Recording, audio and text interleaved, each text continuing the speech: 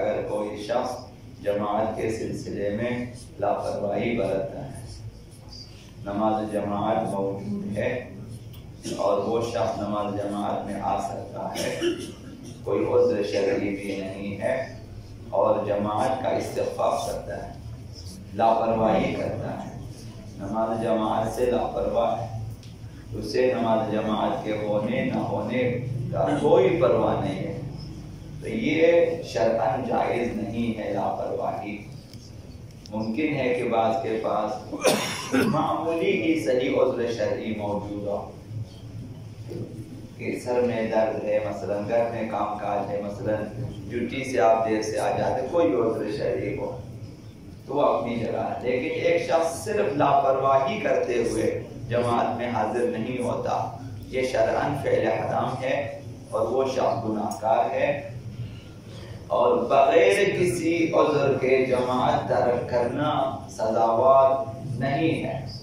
حضرت آیت اللہ مکارم شیرازی نے فرمایا کہ استخفاف بے اہمیت سمجھنا یعنی لاپرواہی، کہ جماعت کی کوئی اہمیت نہیں ہے، یہی سمجھنا کہ اس کی کوئی اہمیت نہیں ہے، یہ استخفاف حرام ہے، شرعاً حرام ہے، یعنی گناہ ہے۔ گناہ ہے یعنی مسئول ہے وہ شخص قیامت کے دن، اس سے پوچھا جائے گا نماز جماعت کے بارے میں، اس لاپرواہی کے بارے میں اور اس استخفاف کے بارے میں اس سے پوچھا جائے گا، سوال کیا جائے گا کہ یہ فعل حرام کیوں انجام دیا، جماعت کا استخفاف کیوں کیا۔ جماعت کی اہمیت ہوتی ہے اور جماعت کا احترام ہوتا ہے، جماعت من حیث الجماعت، خدا تعالی کے ہاں اس کا احترام ہوتا ہے۔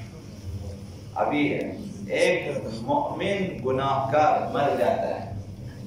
40 مؤمنین کے لیے مستحب ہے کہ وہ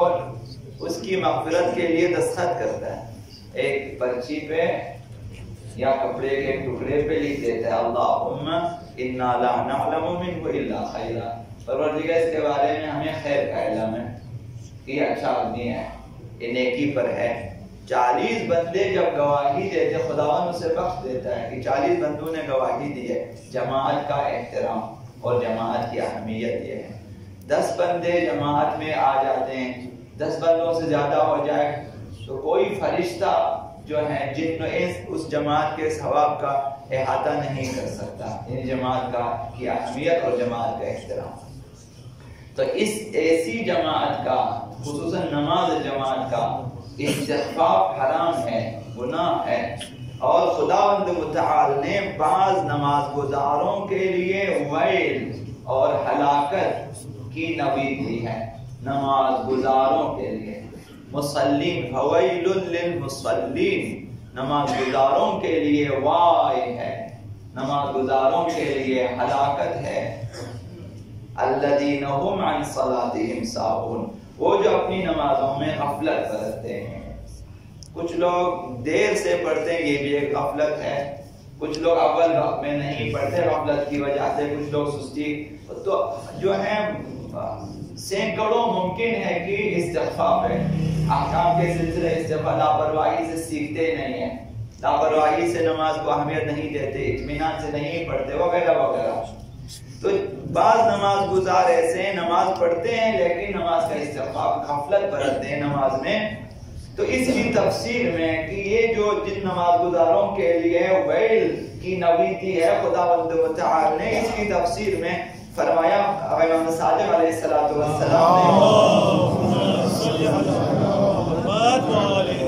نے یہ ویل جن کو سنایا ہے یہ ان لوگوں کے لیے ہے کہ جو اپنی نماز کو اول وقت سے بغیر کسی عذر کے تاخیر میں ڈال دیتے ہیں۔ اذان ہو جاتی ہے، ہم بیٹھے ہوئے ہیں، اذان بھی ہم نے سن لیا ہے، وضو کے لیے پانی بھی تیار ہے اور آپ نماز بھی پڑھ سکتے ہیں، کوئی مجبوری نہیں ہے، نہیں پڑھتے، بیٹھے ہوئے ہوتے ہیں، کوئی عذر نہیں ہے۔ حتی سستی مثلا ایک بھول ہوتی سی ہو رہی ہے کہ مثلا یا زیادہ بھوک لگی، حتی شریعت نے کہا یہ بھی عذر ہے، چلو پہلے کھانا کھاؤ اس کے بعد، بغیر کسی عذر کے نماز میں لاپرواہی برتتے، غفلت کرتے ہیں، اول وقت میں نہیں پڑھتے، تو اگر اول وقت میں آپ کو زیادہ بھوک لگی ہوئی ہے چند لقمے کھائیں اس کے بعد فوراً نماز پڑھیں، اگر آپ کو زیادہ نیند آ رہی ہے نماز میں، شریعت کا یہ بھی ایک بہانہ ہے، تم تھوڑی دیر آرام کرو، اس کے فوراً بعد نماز پڑھ لو۔ تو جو اول وقت میں نماز، تاخیر الصلاۃ عن اول وقتها لغیر عذر، یا امام ساجد نے فرمایا کہ ویل ہے ان نماز گزاروں کے لیے جو اول وقت میں بغیر کسی عذر کے نماز کو تاخیر میں ڈال دیتے ہیں۔ حضرت آقا رسول خدا صلی اللہ علیہ وسلم ارشاد فرمایا، اور یہ حدیث میں عربی عرض نہیں کروں گا، یہ حدیث پیغمبر اسلام نے بیان کی ہے اور اپنی بیٹی سیدہ کائنات سلام اللہ علیہا کے لیے بیان کی ہے۔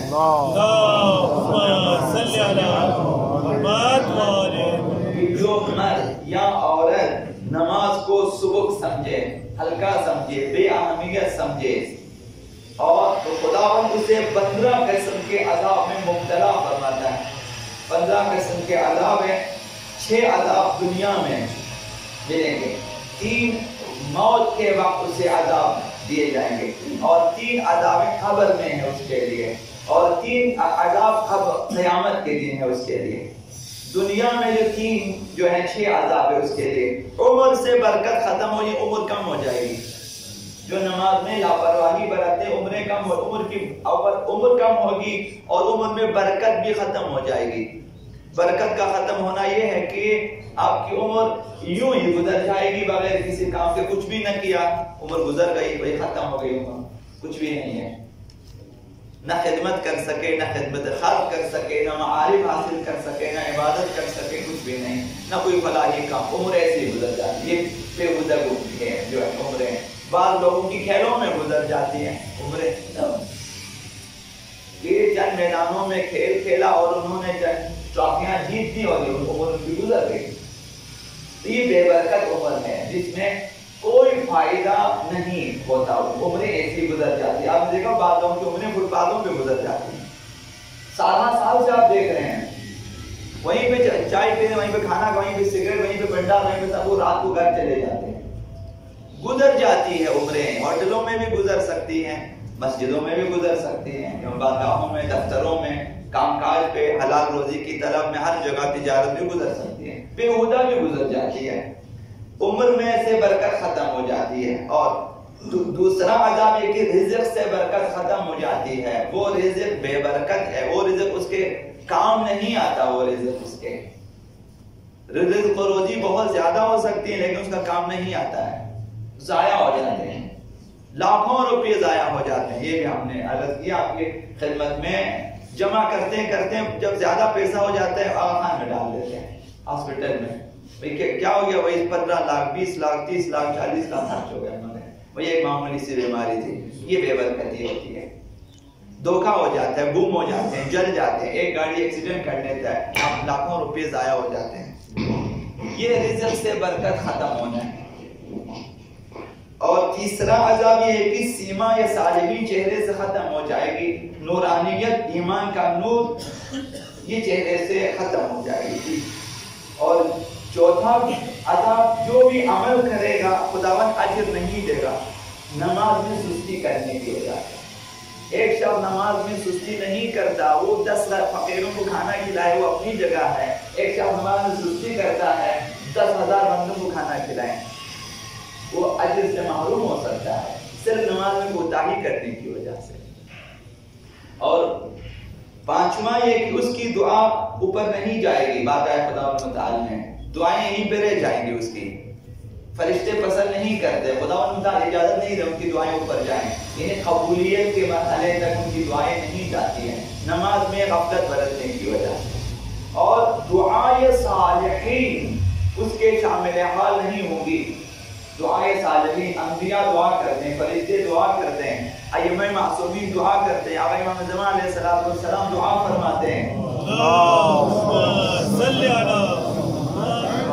تو یہ فرشتوں کی دعائیں، مومنین کی دعائیں، اور اسی طرح سے انبیاء و ائمہ کی دعائیں شامل حال نہیں ہوں گی۔ آقا امام زمان اس کے لیے دعا نہیں فرمائیں گے جو نماز میں سستی کرتا ہے۔ یہ 6 عذاب ہے۔ موت کے وقت 3 عذاب ہیں، ذلیل مرے گا، ذلت کی موت مرے گا، آپ جیسی بھی ہیں، اس کی بھی مثال دینے کی ضرورت نہیں ہے۔ بھوکا مرے گا اور پیاسا مرے گا، بھوک کی حالت میں ہے کہ وہ شخص مر رہا ہے، اسے شدید بھوک لگی ہوتی ہے تکلیف میں لیکن بول نہیں سکتا، پیاس لگی ہوتی ہے دوسروں کو نہیں معلوم کہ اسے پیاس لگی ہے، تو بھوکا پیاس یہ ایک قسم کا عذاب ہے۔ یہ 3 عذاب ہے کہ اگر پوری اس قدر پیاسا ہوگا کہ اگر پوری دنیا کا پانی بھی پلا دے وہ سیراب نہیں ہوگا، پیاس اتنی شدت سے لگے گی۔ بعض دشمنان نے اہل بیت کے لیے پیغمبر اسلام کی دعا اور اہل بیت دعاؤں سے پیاس کی بیماری لگی تھی، ان میں یزید بھی ہے اور ان میں یزید کا باپ بھی ہے۔ بعض لوگوں کو بھوک اور پیاس کی، ایک کو پیغمبر اسلام کی بد دعا سے بھوک نہیں مرتی تھی اس کی، اور ایک سیراب نہیں ہوتا تھا، اور اسی طرح سے مرے۔ یہ عذاب ہے، عذاب الہی۔ تو دنیا سے مرتے اس کی یہ حالت ہوتی ہے اگر نماز میں کوتاہی کی۔ اور جو 3 عذاب قبر میں ملیں گے، ایک فرشتہ موکل ہوگا اس پر مسلسل اسے عذاب دے گا، اور دوسرا عذاب قبر تنگ ہو جائے گی۔ وضاحت کا وقت نہیں ہے، عالم برزخ میں بعض لوگوں کے لیے تنگی ہے، تنگی یعنی ہلنے جلنے کی بھی گنجائش نہیں ہوتی، بعض لوگوں کے لیے ایک بڑی دنیا مل جاتی ہے، بعض لوگوں کے لیے بہت مختصر جگہ مل جاتی ہے عالم برزخ میں۔ یہ تنگی قبر ہے کہ ہلنے جلنے کی بھی گنجائش نہیں ہوتی، وہاں پہ کچھ بھی نہیں ہے، وہاں پہ فیسلٹیز نہیں ہے، سہولتیں میسر، بعض لوگوں کے لیے ساری سہولتیں ہیں۔